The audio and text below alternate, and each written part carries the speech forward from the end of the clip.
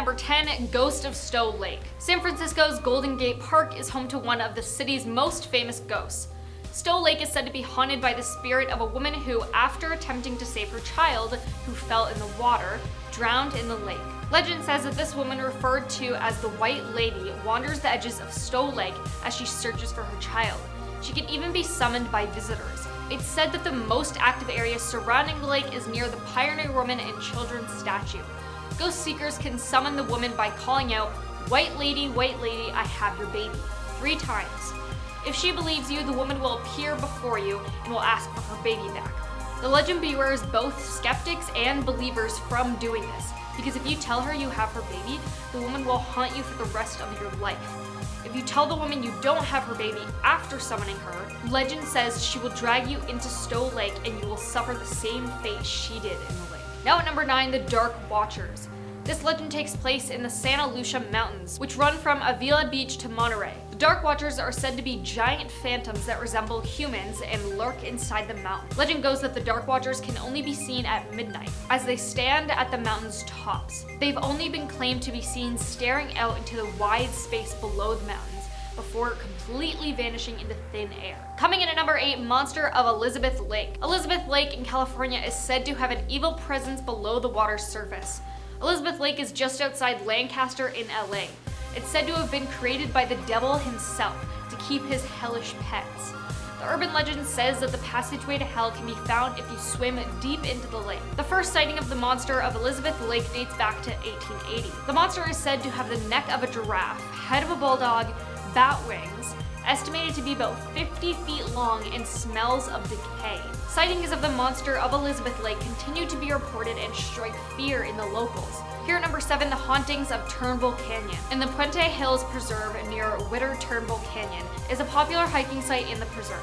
It was previously referred to as Harakanuga, sorry if I pronounced that wrong, which translates to the place of the devil. According to the legend, the region is haunted by the Indians who were executed for not converting to Catholicism. Their spirits are believed to be lingering inside the depths of the canyon, waiting to get out. Many years later, Turnbull became the site of numerous satanic rituals held by people who mysteriously disappeared. What was left behind from the rituals were paranormal sightings and occurrences, reported by both locals and freaked out hikers. Taking number 6, the Billywhack Monster. Rumors of an alleged beast have been going on around since the 1940s at the site of the former Billywhack Dairy in Ventura County. August Rubel, a German national living in the United States during World War II, owned the dairy. It was rumored that August had a secret underground lab beneath the dairy, where he was working with the US government to build a super soldier for war. He returned to Germany in 1943 as he was supposedly working for the Allies. During the trip, August allegedly stepped on a German landmine and passed away. Years later, reports of a strange creature roaming the area where the now abandoned dairy stood started to surface.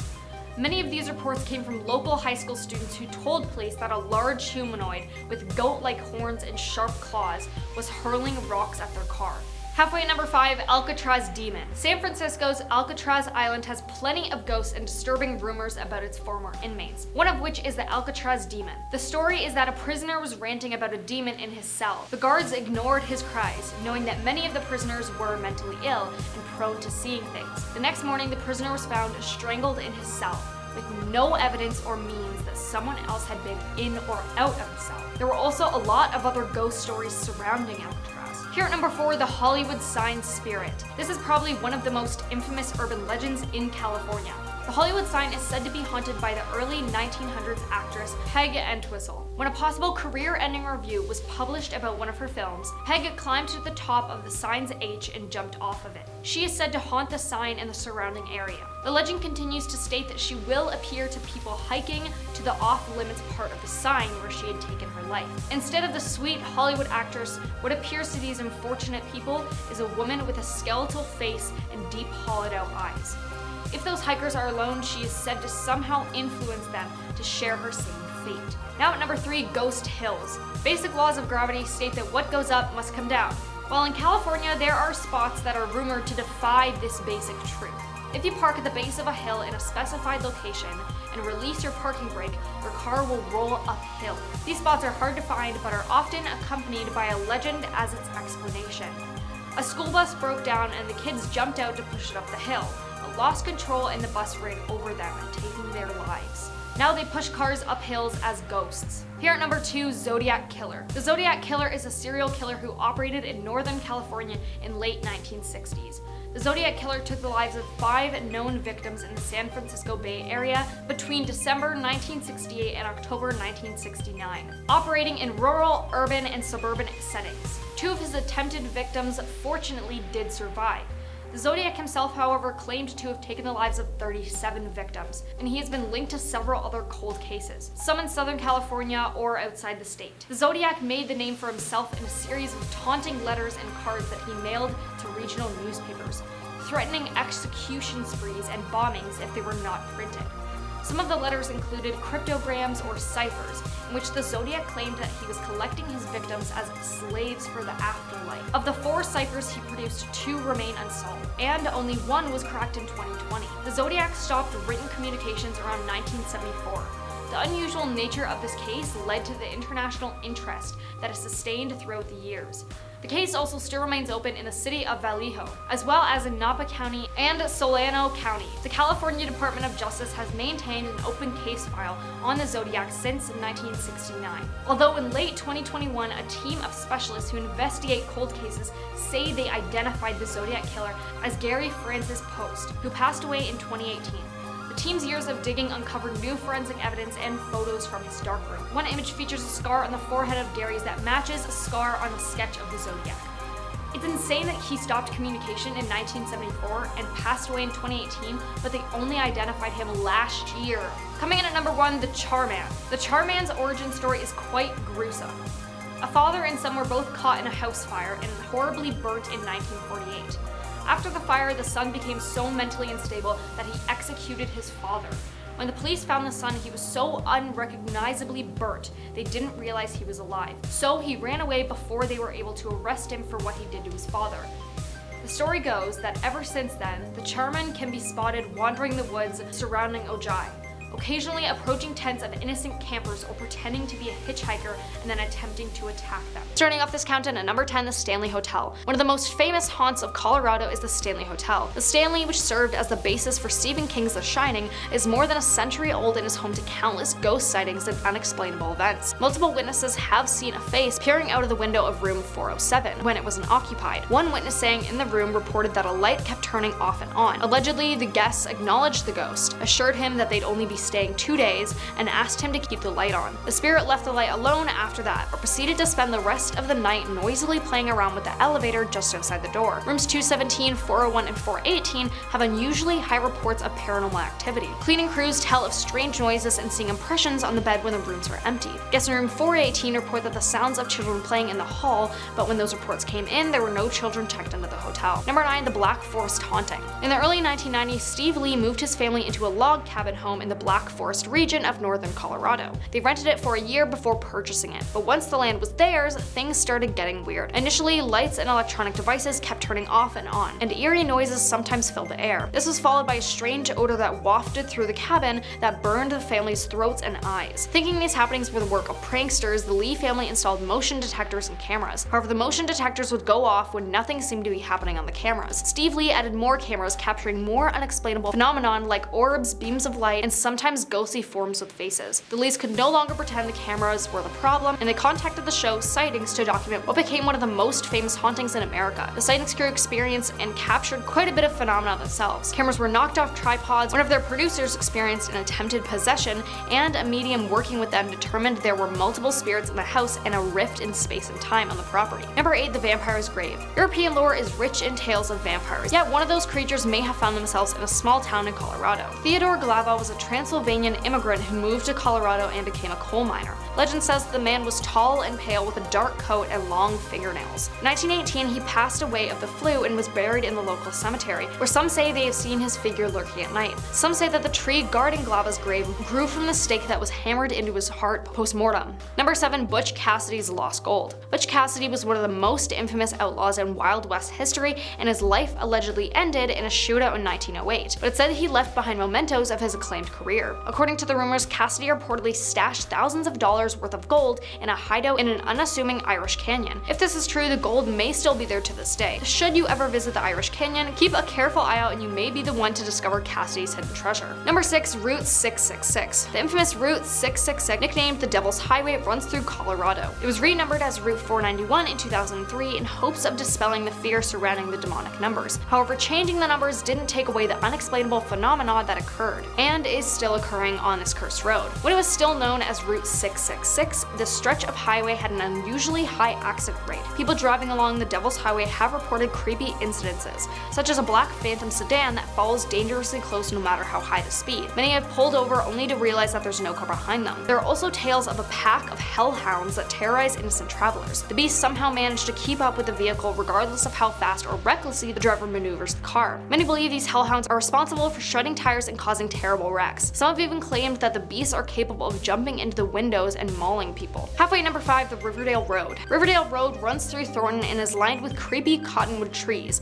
where you can allegedly see hanging bodies by the light of the full moon. A Camaro with no driver can also be spotted winding down this stretch of road. Riverdale Road also has its own Lady in White legend. Reportedly, visitors have seen this strange woman in their rearview mirror. Locals believe that she is a ghost who is looking for the spirits of her deceased children. Number 4, the Gates of Hell. According to local legend, the Gates of Hell lies near Riverdale Road in Thornton. Rumor has it that the stretch of road leads to rusted iron gates that open to a place of satanic worship and human sacrifices. Behind these gates also rest the charred ruins of an old mansion that leads directly to hell, people say. The mansion was built by David Woolpett during the gold rush. Over the years, the structure was used as a brothel, cowboy saloon, and a hippie commune before it was burned down in 1975. It's said that a man living in the mansion took his family's lives before setting the home on fire. This dark story has led people to believe that the grounds of the mansion are portals to the underworld. Number 3, the Hotel Colorado. The guests of the Hotel Colorado are often awoken in the night by strange sounds and flickering lights. Some are plagued by sightings of a little girl wearing a Victorian-era dress, while others recount how their personal items were moved around or missing. Both Bell Tower suites are reportedly haunted, and the elevator seems to have a mind of its own at times. Stories tell of a female presence that has a habit of watching male guests as they sleep. The screams of a woman can also often be heard throughout the hotel, believed to belong to a deceased chambermaid. According to the lore, she was involved in a love triangle which ended with one of her lovers taking her life in one of the guest rooms. And her former room has been turned into a storage space because the paranormal activity within the room was said to be too intense to remain open to the public. Number 2, the Ridge Home Asylum. Every state has an abandoned asylum story, and this is Colorado's. Ridge Home admitted its first patient in 1912, and from there began a history full of controversy. Many of the home's residences were admitted despite still being mentally capable,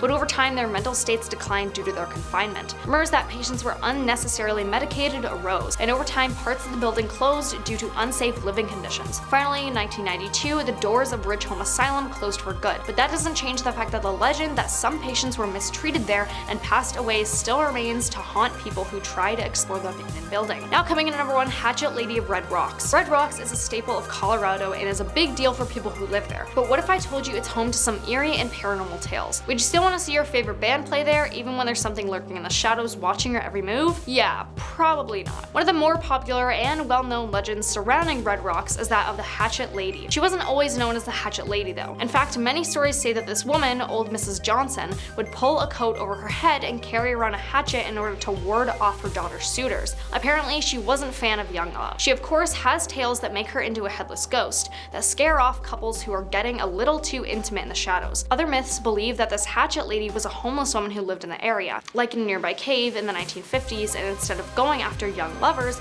she'd go after children. Any young kids who ended up a little too close for their liking would be executed, and she'd hide their bodies and severed limbs around the grounds. At number 10 spot, we have the Warren Occult Museum. The Warren Occult Museum is a museum located in Monroe, Connecticut.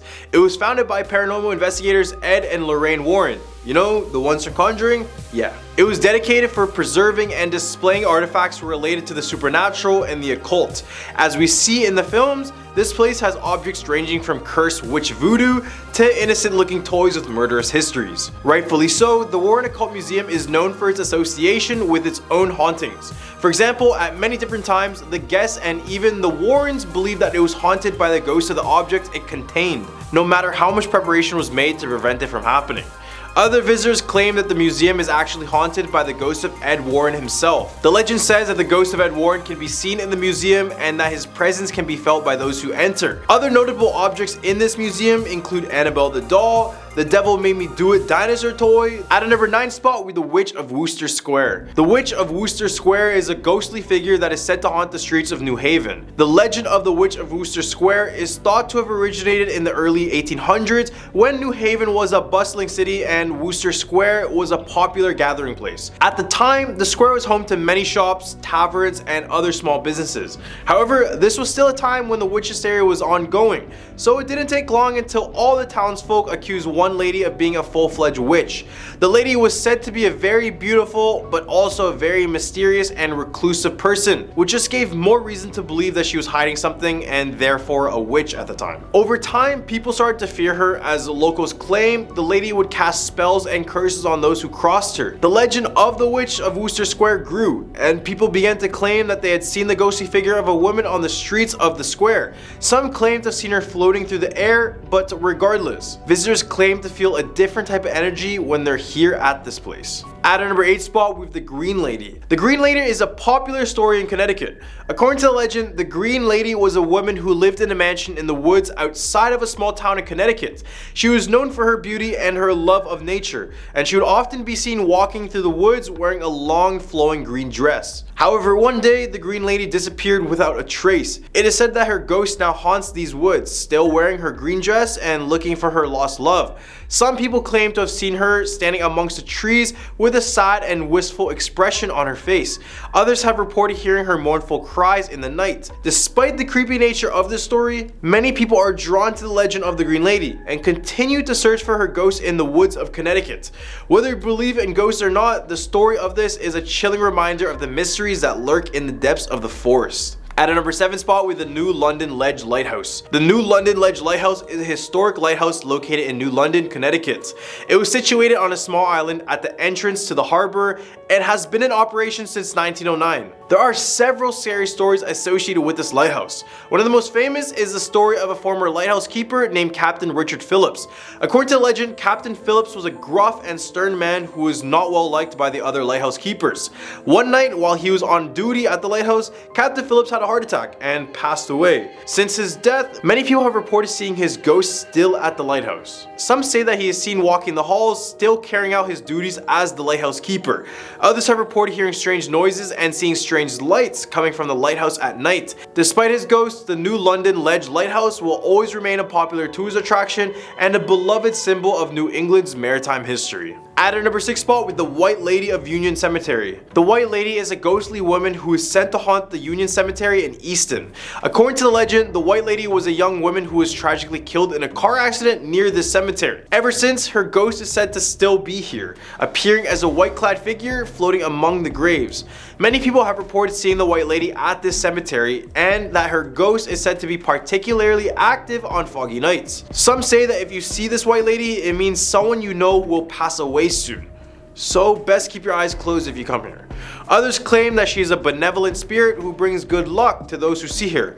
Over the time, the legend of the White Lady grew, and people began wondering if she was either good or if she was bad. But one thing was for sure, when you come to the cemetery, chances are you'll probably catch a glimpse of her spirit. In the hump of her list, we have the Litchfield Hills. The Litchfield Hills is a scenic region in northwestern Connecticut, known for its rolling hills and charming small towns. Locals claim that Litchfield Hills is actually haunted by the ghost of a woman named Elizabeth. According to the legend, Elizabeth was a woman who lived in Litchfield Hills in the 1800s. After she saw the passing of her children, she was so overcome with grief and despair that she turned to the dark arts to seek revenge on those who wronged her in life. Filled with extreme rage, she ran to these fields and stayed here until she passed away, murdering everyone who walked by. They say that she could still be seen wandering the hills, but as a ghost form, and that her presence can be felt by any of those who encounter her. As well, there's a farmhouse nestled away here that was built in 1790. This house seemed to be a spot for many different paranormal occurrences that even Ed and Lorraine Warren investigated and dubbed it the Ghost Central. At a number 4 spot with the Norwich State Hospital. The Norwich State Hospital was a psychiatric hospital located in Norwich, Connecticut.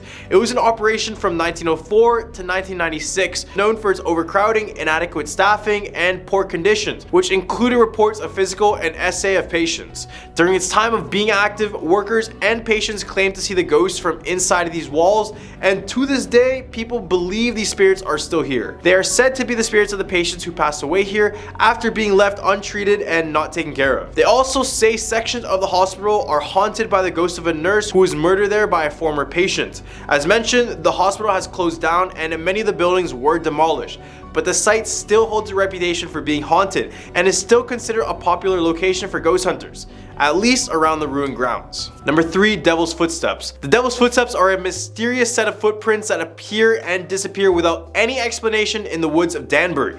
The legend of the Devil's Footsteps is thought to have originated in the 1800s when the woods of Danbury were home to many settlers and farmers. At the time, it was said that a man named John Rugg was walking through the woods when he heard a strange otherworldly voice calling out his name. When he turned to look, he saw a pair of footprints in the snow that were not his own. Over time, the legend of the Devil's Footprints grew, and people began to claim that they seen these mysterious footprints in the woods following behind them. Some said that the footprints would appear and disappear without any explanation, while others claimed that they would hear the voice of the devil calling out their name, and ever since, this has been a mystery. Number 2, Chasing Youth. The Chasing Youth is a spirit that is said to haunt the old Mark Twain house in Hartford. The legend of the Chasing Youth is thought to have originated in the late 1800s when the Mark Twain house was home to the famous writer and his family. At the time, it was said that Twain's wife, Olivia, was plagued by a strange illness that caused her to lose her youth and beauty. In her desperation to regain her youth, it is said that Olivia turned to the dark arts and summoned a spirit known as the Chasing Youth. Over time, the legend of the Chasing Youth grew. Eventually, more and more people would begin seeing this Chasing Youth creature. Some have said that they can still hear the sounds of footsteps and other strange noises inside of this house, and they could also feel the presence of the Chasing Youth even when they couldn't even see her. At a number 1 spot, we have Union Cemetery. Union Cemetery is a historic cemetery located in Easton, Connecticut. The cemetery was established in 1740 and is the final resting place for many of the town's early settlers and notable residents. It is known for its beautiful grounds, historic headstones, and its association with several legends and other ghost stories. One such legend is that of the cemetery is haunted by the ghost of a woman known as the White Lady. Although there are many different variations of this story, here's another one. According to some, the White Lady is a ghostly figure that can be seen walking the cemetery at night, and she is often associated with a particular grave in the cemetery. Another legend associated with this place is that it's haunted by a man who was wrongfully accused and executed for murder. The legend says that the man's ghost can be seen in the cemetery and that its presence can be felt by those who enter, and some visitors claim that they've walked up to him and they've seen him talk, saying that he's asking them for forgiveness. At a number 10 spot, we have the ghost of Mr. Chu. Once upon a time in Dover's Green, Delaware, there was once a man named Samuel Chu who served as the chief justice in the town. Despite his position, the townspeople made fun of him for his name, pretending to sneeze whenever they saw him. You know, like, Chu. This constant teasing eventually took its toll on Samuel Chu after he passed away in 1743. It seemed that his death didn't bring him peace, as his ghost soon started haunting the town immediately. The first person to report an encounter with the ghost of Samuel Chu was farmer David Hendricks. He claimed that on a cold autumn night, the ghost appeared to him dressed in the judge's robe and white powdered wig.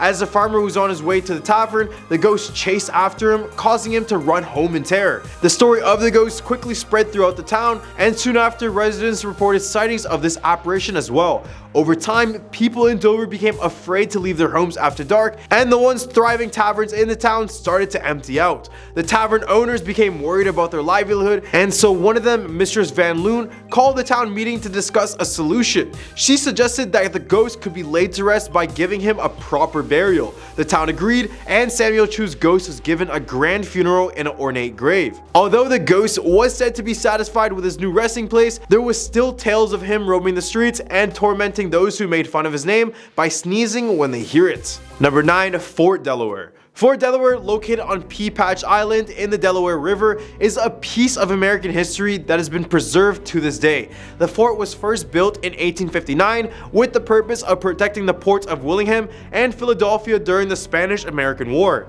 During the Civil War, it was also used as a prison camp for Confederate soldiers. The conditions at Fort Delaware were brutal, however, and many prisoners perished as a result, leading to reports of ghostly apparitions and strange occurrences that still persist to this day. With nearly 13,000 prisoners kept in wooden barracks, conditions at this fort were inhumane. Food rations were small and almost inedible, water was putrefied, and prisoners were subjected to torturous conditions, such as officers throwing rats in the crowds for their amusement. Scurvy, smallpox, and severe malnutrition were widespread. It is not surprising then that many of the 2,700 men who perished at the fort, as well as those who lived to be freed, continue to haunt the prison to this day. Visitors to the fort report a range of supernatural activities, ranging from being tapped on to feeling as if someone is breathing directly on them. So if you dare, you can actually take a 5-hour tour here for paranormal purposes only. Number 8. The Shelbyville Swamp Monster. The legend of the Shelbyville Swamp Monster has been known to the residents of Delaware since early 1960s. According to the tale, a grotesque creature dwells in the Great Cypress Swamp, terrorizing locals and visitors alike. However, the truth behind this legend is far more intriguing than the story itself. In 1987, it was revealed that the entire monster hoax was created by Ralph Grapperhaus, the editor of Delmarva News, and his friend Fred Stevens. Grapperhaus, who is known for his love of a good prank, Stevens, who was 26 at the time, dressed up in a costume made of his Aunt Dorothy's old raccoon hat, a mask, and a club, and then hid in the shallows of the woods. He would jump out at passing cars on Route 54, creating the illusion of a monster inside of the swamp. The news of the alleged monster sightings soon spread like wildfire, and a photo of the Shelbyville Swamp Monster even made the front page of the Delmarva News on April 23, 1964. Stevens even participated in the hunt to find this creature, adding fuel to the fire of the hoax. However, Stevens eventually stopped the charade out of fear for his safety. It was until 23 years later that the truth behind the legend was finally revealed. Despite the revelation, residents continued to report sightings of the monster in the Great Cypress Swamp. Some people believe that the creature was not entirely a hoax and that a monster still may be roaming the foggy shadows of the swamp. In the 1920s, a couple of hunters reported hearing loud, inhumane screaming, followed by sounds of something large and heavy racing towards them. This has led some, including local author Andy Nunes, to question if there may be some truth to the legend after all. Number 7. Catman's Grave. The Long Cemetery, also known as Colonel Armwell Long Cemetery, is located at the end of an old dirt road in southeastern Delaware. It was established as a family plot for Colonel Armwell Long, who served in the Revolutionary War, and his family after his death in 1834. The land was later turned into a public cemetery in his memory, with Armwell being the first official burial. One of the most famous stories related to the cemetery is that of the Catman. The Catman was a former caretaker of the cemetery who lived in a nearby home and was known for chasing away any teenagers who came to the cemetery to cause any sort of trouble.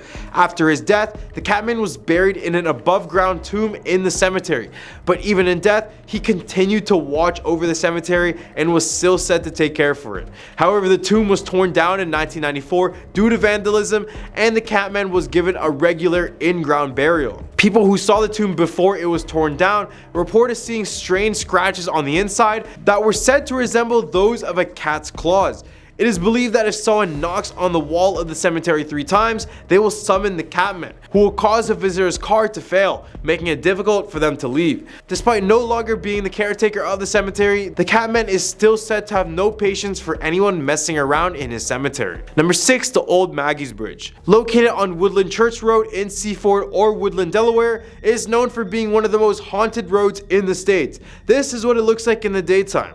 Looks pretty normal. Well, you're wrong, cause this short bridge holds a dark and eerie history, as it is said that a young woman named Maggie Bloxam was decapitated in an accident on the bridge in the late 19th century. To add to the horror, her grave can be found in a local cemetery, with the cause of her death being listed as young and pregnant. Maggie's spirit is believed to still haunt the bridge, searching for her lost baby and possibly her head. According to local legend, if you visit the bridge at night, you should get out of your car and yell into the night, "Maggie, Maggie, I have your baby."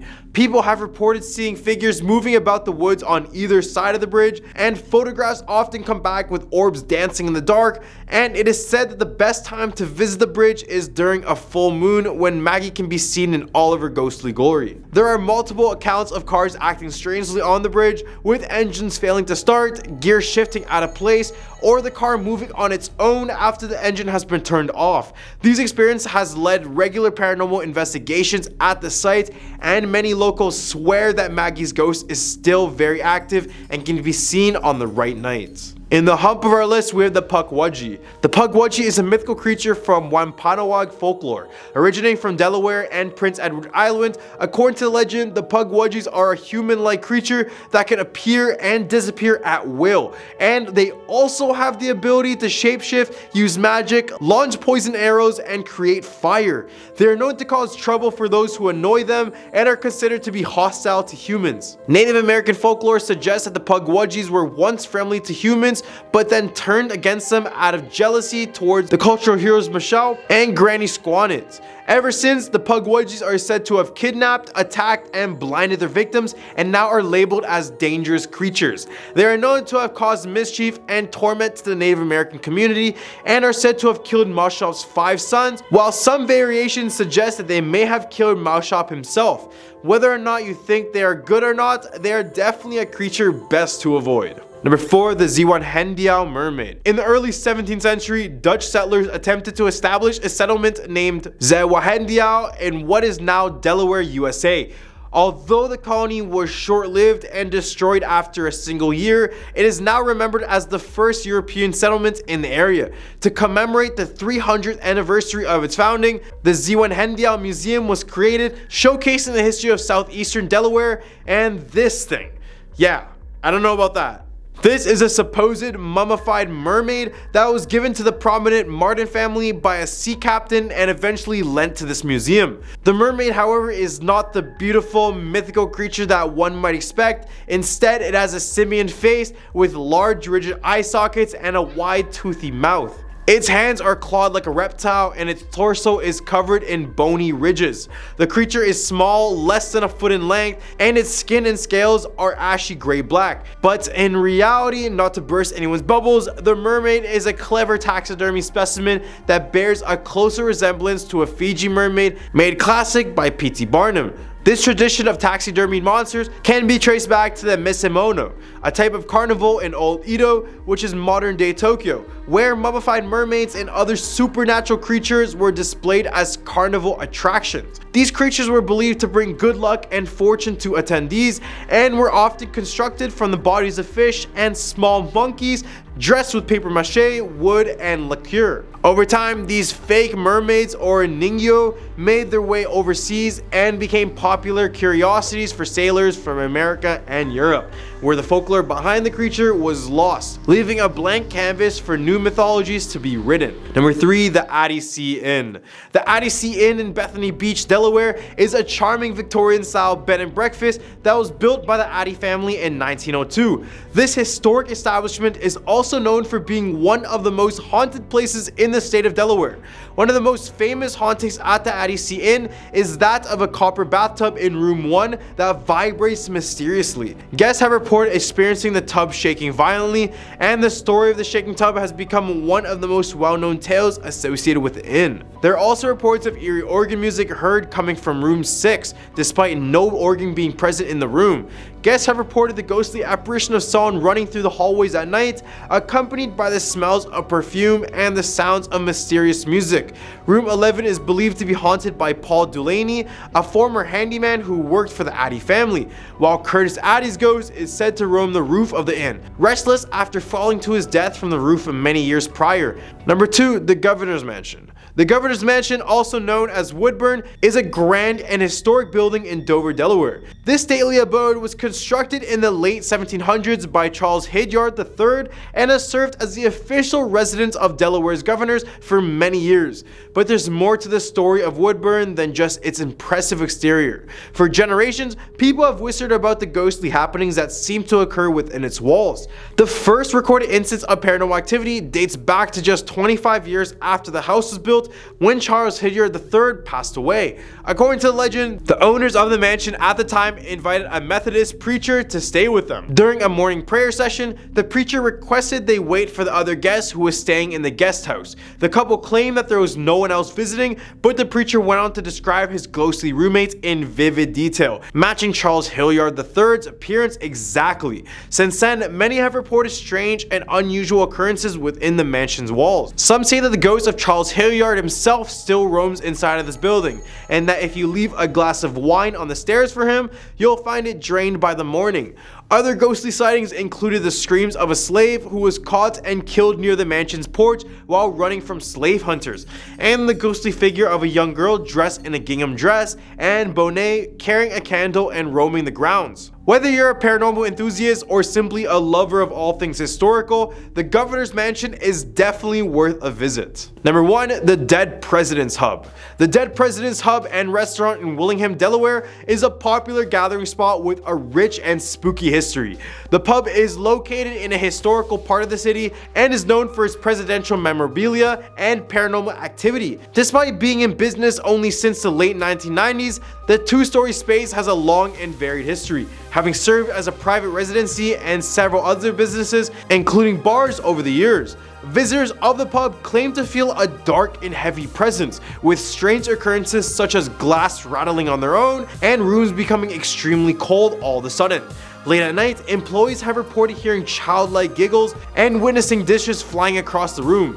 One ghostly figure that is rumored to visit the pub regularly is Lemonade Mullery, who is said to have died from a fall in the bathroom in the 1960s. Several paranormal investigation teams have been drawn to the pub to study the ghostly activity, and they all agree that the place is teeming with entities that feel like they're part of the staff. At a number 10 spot, we have the Devil's Chair. I mean, just by listening to the name, you already know there is zero goodness in this chair. So numerous physics and clairvoyants meet up year-round in Cassadaga, Florida, which is known as the state's spiritual hub to showcase their talents. Specifically, they meet up in Lake Helen Cemetery. As expected, this spiritual retreat is a hive of spiritual activity, but one place in particular is said to give you the shivers.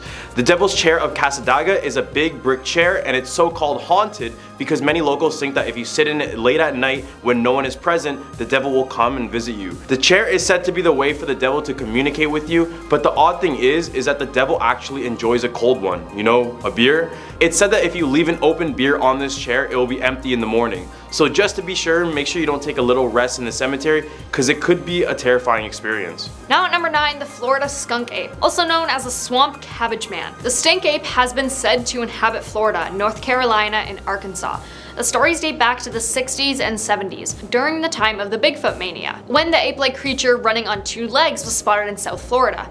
The creature gets its name from its pungent odor, said to be a byproduct of living alongside alligators and other swamp inhabitants. There's actually an official skunk ape research headquarters in Okeechobee, where a researcher collects and investigates reports of swamp ape sightings. At number 8 spot, we have the grave of the Tallahassee Witch. The Old City Cemetery in Tallahassee, Florida is not your regular graveyard. In this cemetery lies a supposed witch. Yes, a real witch. The witch went by the name of Elizabeth Budd Graham, or Bessie, who was only 23 when she passed away in 1889. Her tombstone is the most expensive and the most noticeable. It has this nice stone wall with large granite vases, sculpted feathers, and a cross inside of a crown. The legend goes that Elizabeth bewitched a wealthy man into marrying her, and this is why her tombstone looks like this. The scary thing is that her tomb has a dark witch references chiseled all around the stones.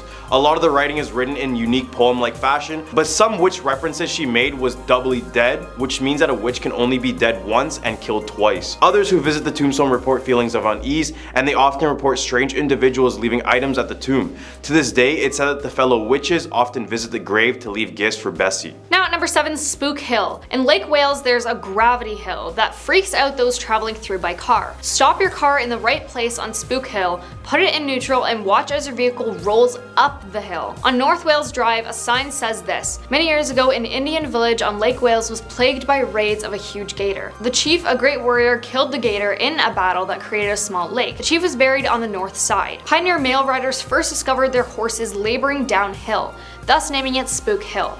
When the road was paved, cars coasted uphill. Is this the gator seeking revenge, or is the chief still trying to protect his land? At a number 6 spot, we have Robert the Doll. Now, I did a whole top 10 on this haunted doll, so go check it out in the other video if you haven't already. For those staying and don't know him, the story of Robert the Doll dates back to the early 1900s in Key West, Florida.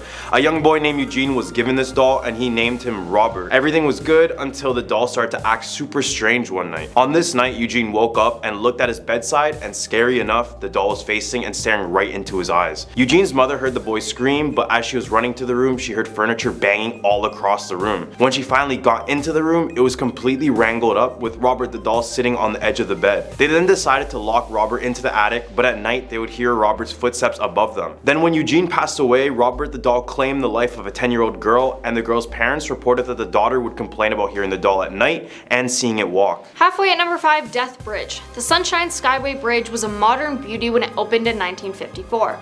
The bridge spans the mouth of Tampa Bay, connecting St. Petersburg on the north side with Bradenton on the south. But due to its height, it's also been an infamous spot for jumpers taking their own lives over the years. More than 200 people over the decade, according to some reports. Drivers on the bridge have also reported seeing a beautiful blonde hitchhiker on the bridge. When they pick her up, she begins to cry as the car approaches the top of the span. When the driver turns around to ask what's wrong, the woman has vanished. In 1980, the bridge was struck by a cargo ship, collapsing the central span and taking the lives of 36 people. At a number 4 spot, we have the Pensacola Lighthouse. Legend says that a couple known for having constant fights owned the property. After a decade of living there, the lady randomly decided to take her husband's life, but she wasn't done yet. She proceeded to chop his body up in over 1,000 pieces and bury the pieces all around the lighthouse. The lighthouse's property also served as a place to treat Civil War soldiers, and many have passed away at the property as well. Visitors of the lighthouse claim to hear footsteps when no one else is there, and hearing their names being called throughout the whole building.